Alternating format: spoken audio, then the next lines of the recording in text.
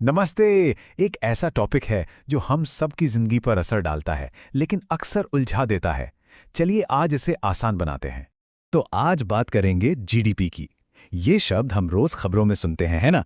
पर आखिर ये है क्या भला? चलिए आज इसका राज खोलते हैं।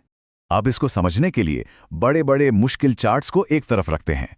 सोचकर देखिए, एक पूरे देश की अर्थव्यवस्था का राज शायद एक गर्मा गर्म समोसे में छिपा हो सकता है। देखिए, जीडीपी को समझने के लिए बस 4 जरूरी चीजें हैं। चलिए एक एक करके इनको देखते हैं। सबसे पहली और सबसे जरूरी बात, जीडीपी हमेशा फाइनल वैल्यू यानी अंतिम मूल्य को गिनती है। अब इसका मतलब क्या हुआ, चलिए देखते हैं। जैसे सोचिए एक लैपटॉप का।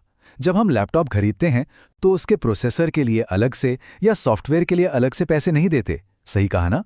हमें एक फाइनल प्राइस देते हैं पूरे लैपटॉप का। बस जीडीपी में वही फाइनल प्राइस काउंट होता है।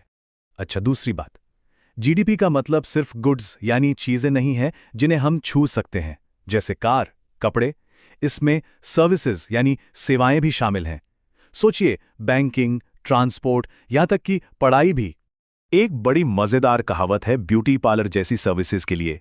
एक चमगादड़ घुसती है और एक परी निकलती है। मतलब पैसा किसी चीज का नहीं, बल्कि उस बदलाव का है, उस ट्रांसफॉर्मेशन का है।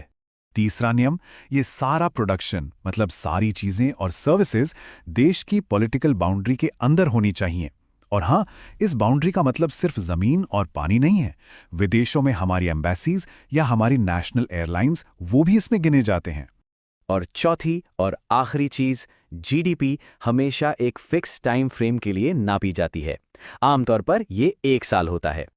तो अब जब ये चारों रूल्स क्लियर हो गए हैं, चलिए देखते हैं कि जीडीपी यानी घर का पैसा आखिर दिखता कैसा है। इसको समझने के लिए